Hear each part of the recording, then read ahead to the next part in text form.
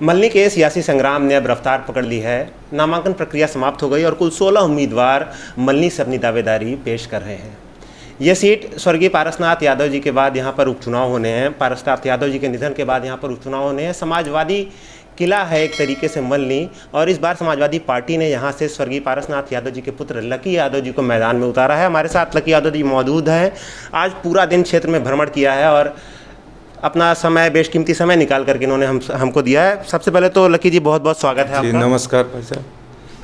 कैसा चल रहा है आपका चुनाव प्रचार? मेरा चुनाव प्रचार बढ़िया चल रहा है। मैं क्षेत्र में जा रहा हूँ, जनता के बीच में जा रहा हूँ, जनता से मिल रहा हूँ और जनता का बखूबी मुझे प्यार मिल रहा है, आशीर्वाद मिल रहा है और जनता ये मानने के लिए तैयार हो गई है। जनता ये मुझसे ये कह भी रही है कि ये समाजवादी की सीट है, यहाँ से समाजवादी चुनाव जीतेगी।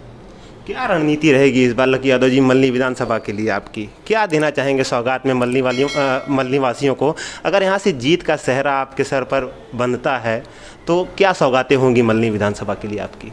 जी, मैं सौगातें तो मल्ली विधानसभा के लोग मुझे देना चाह रहे हैं कि वो मल्ली विधानसभा के क्षेत्र के वासियों सब यही कह रहे हैं कि मल्ली विधानसभा इस बार बाबूजी को श्रद्धांजलि देने के लिए एक एक वोट देके जितनी ज़्यादा वोट से हम लोग आपको जिताएंगे उतनी हम लोग बाबूजी को श्रद्धांजलि देंगे।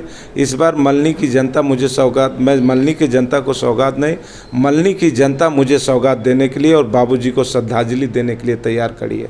इसमें कोई इफेक्ट नहीं है। मल्ली लकी यादव जी समाजवादी पार्टी का एक मजबूत किला माना जाता है। समाजवादी पार्टी ने इस बार यहाँ से आपको सेनापति बनाया है। क्या लगता है कितना मुश्किल है किसी और दल के लिए यहाँ पे सेंधमारी करना, और कितना मुश्किल है लकी यादव के लिए इस किले को बचाना या समाजवादी पार्टी की विरासत को बचाना यहाँ पर मल्ली विधानसभा में? जी भाई साहब, ये तो आप सही कह रहे हैं, लेकिन मल्ली विधानसभा की ये जो सीट है, जब से ये 2012 में परसिमन के बाद ये सीट बनी, पिताजी को ही टिकट मिला। पिताजी 2012 के चुनाव में करीब 32,000 वोटों से जीते थे।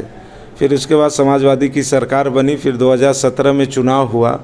2017 में जब चुनाव हुआ तो एक लहर चल रही थी, लेकिन उसके बावजूद मल्ली की जनता ने मल्ली विधानसभा को कायम रखा और 22,000 के समथिंग वोटों से जीता। लेकिन मल्ली विधानसभा ये उपचुनाव जो इस समय हो रहा है, मल्ली की जनता ये पिताजी को 2022 तक के लिए विधायक बनाई थी, लेकिन ईश्वर और भगवान को नहीं मंजूर था कि जो पिताजी आज इस दुनिया में नहीं है। तो यही मल्ली की जनता मुझे कह रही है कि इस बार आप चिंता मत करिए, इस बार हम लोग बाबूजी को श्रद्धांजलि देंगे और पूर्ण रूप से हम लोग श्रद्धांजलि देंगे। तो इसलिए मुझे ये लगता है और मैं अपने आप को विश्वास में बैठा हूँ कि ये मल्ली विधानसभा इस बार समाजवादियों का जो है वो समाजवादी ही जीतेगी। इसमें ये बट नहीं है कोई।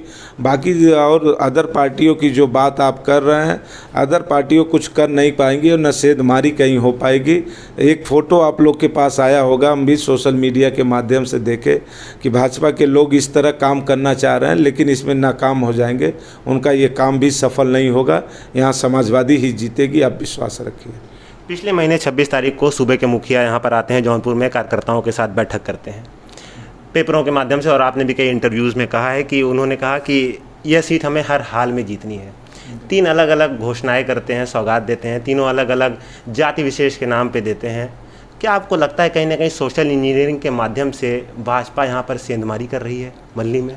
जी भाई साहब, जो माननीय मुख्यमंत्री जी ने जो घोषणा करके गए, मैं आपको याद दिलाना चाहता हूँ, माननीय मुख्यमंत्री जी 2018 में भी आए थे जौनपुर में, एक श्रद्धांजलि सभा में आए थे। उन्होंने कहा था कि राजकीय मेडिकल कॉलेज का नाम भी बदल दिया, जो समाजवादी सरकार ने उसका नींव रखी थी। उन्होंने कहा था कि जल्द से जल्द मेडिकल कॉलेज बन के तैयार हो जाएगा, लेकिन आप सोचिए 2 साल बीत गया, अभी तक उस मेडिकल कॉलेज को बन के तैयार नहीं हुआ। मैं तो यहाँ तक देख रहा हूँ या सुन भी रहा हूँ कि जो ठेकेदार काम कराए थे उनका पेमेंट ना होने के नाते उसका दरवाज़ा खिड़की भी अब ठेकेदार ले जा रहे हैं। आप ही लोग के मीडिया के माध्यम से मैं देखा हूँ। इसमें कोई नहीं है, ये तो चुनावी एक घोषणा है। माननीय मुख्यमंत्री जी चुनाव चल रहा है, उन्होंने घोषणा कर दिया। लेकिन एक चीज़ आपने ये भी देखा होगा कि एक बात ये भी आई थी कि जौनपुर ज़िले को 24 घंटा बिजली मिलेगी। क्या 24 घंटा बिजली मिल रही है? ये आप लोग सोचिए। उसके 7वें दिन 7वें या 8वें दिन 36 घंटा पूरे प्रदेश में बिजली गायब हो गई। ये थी, मुख्यमंत्री जी तो केवल घोषणा पे घोषणा किए जा रहे हैं, लेकिन कोई धरातल पे तो काम आए तब ना हम लोग माने, और क्षेत्र की जनता तो तब न माने कि नहीं ये काम हो रहा है, ये मुख्यमंत्री जी कर रहे हैं, ये काम अब स्टार्ट हो गया, हम लोग के लिए काम आएगा।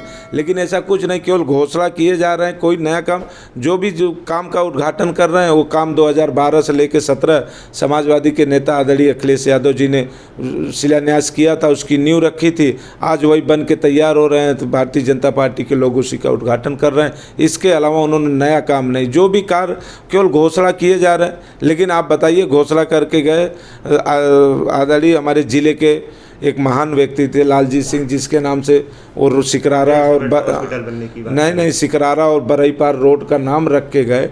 कम से कम, अगर ठीक है मैं मानता हूं कि अगर आप नाम रख के गए, उपचुनाव चल रहा है, तो कम से कम गड्ढा मुक्त तो आप उसको करवा दिए होते। कम से कम वो सड़क भी तो गड्ढा मुक्त हो जाती। अगर आप इतने महान व्यक्तियों के नाम से ये आपने नाम रखा, तो गड्ढा मुक्त तो करवा देना चाहिए था जी। 16 लोग दावेदारी कर रहे हैं मल्हनी से आपको लेकर के। मजबूत किला तो है ये समाजवादी पार्टी का। ऐसे में लकी यादव जी को क्या लगता है, मुख्य प्रतिद्वंदी के रूप में आप किसे देखते हैं? कौन सबसे बड़ी अड़चन डाल सकता है मल्हनी विधानसभा में लकी यादव के लिए? जी, मैं तो ऐसा कुछ नहीं समझ रहा हूँ, लेकिन सत्ता का चुनाव है। मैं तो यही मान रहा हूँ कि मेरी लड़ाई भारतीय जनता पार्टी से होगी। क्या शासन कोई हथकंडा अपना सकता है लकी यादव को रोकने के लिए, लगता है कहीं से? अब तो आप देख ही रहे हैं, धीरे धीरे अब तो आपको दिखाई पड़ रहा है। मैं तो उसके बारे में कुछ कहूँगा नहीं, लेकिन आपको तो दिखाई पड़ रहा है। एक जगह एक हटकंदा तो आपको दिखाई पड़ गया। अब इसके आगे क्या क्या हटकंदा आएगा वो भी आप लोग देख लेंगे। इसलिए मैं मान नहीं रहा हूँ मल्हनी की जनता, मैं मान रहा हूँ कि मेरी लड़ाई भारतीय जनता पार्टी से है। लेकिन मल्हनी का जो चुनाव हो रहा है, ये मल्हनी की जनता लड़ रही है, न कि मैं लड़ रहा हूँ। मल्हनी की जनता आदरणीय बाबू जी के नाम से लड़ रही है। इसलिए आप ये विश्वास रखिए कि अभी कोई ऐसी बात है नहीं, ना मैं अभी समझा हूँ कि मेरी लड़ाई किसी से है, क्योंकि जनता जब चुनाव लड़ रही है तो उसमें मेरा कुछ मानने के लिए मैं तैयार नहीं। चलते चलते एक आखिरी सवाल है लकी यादव जी, स्वर्गीय पारसनाथ यादव जी का जो सियासी रसूख रहा है, जो पद रहा है, जो कद रहा है, जौनपुर में ही नहीं बल्कि पूर्वांचल की राजनीति के कद्दावर नेता है, मिनी मुख्यमंत्री भी कहा जाता है। इतना बड़ा नाम है, इतना बड़ा रुतबा है, क्या आपको लगता है उस हिसाब से मल्हनी विधानसभा में विकास कार्य हुए हैं? जितना बड़ा स्वर्गीय पारसनाथ यादव जी का नाम रहा है पूरे प्रदेश में, क्या आपको लगता है उतना विकास कार्य हो? क्योंकि कहीं ना कहीं क्षेत्र की जनता ये आरोप लगाती है कि इतने बड़े नेता होने के बावजूद विकास कार्यों से वंचित रह गई है मल्हनी विधानसभा। जी, ये तो आप सही कह रहे हैं, लेकिन एक बात आपका क्वेश्चन में ये भी आया कि मिनी मुख्यमंत्री कहे जाते थे और पूर्वांचल के बड़े नेता कहे जाते थे, कद्दावर नेता पिताजी कहे जाते थे, तो वो एक विधानसभा के नेता नहीं थे। आप ही का सवाल है कि पूरे लेकिन चुना तो मल्हनी की ही जनता, चुना मल्हनी की ही जनता ने था उन्हें लकी जी। तो ऐसे में मल्हनी विधानसभा को उन्होंने क्या दिया? नहीं, मल्हनी विधानसभा को उन्होंने क्यों नहीं दिया? बैजारामपुर का पुल दिया, बेलावा घाट का पुल दिया, गोरियापुर का सब मेडिकल सब स्टेशन दिया, और तमाम चीज़ों से सिकरारा का विद्युतीय पावर स्टेशन बढ़वाया। क्या नहीं किया? जितना विकास कार्य हो सकता था पिताजी का, आप देखिए यहाँ से वो कौन सी चौकी है, वहाँ से लेके पूरा बैजाराम पुल तक पूरा वो प्रधानमंत्री रोजगार से वो सड़क बनवाए। तमाम ऐसी सड़कें थी, तमाम ऐसे पुल थे जो पिताजी ने बनवाया।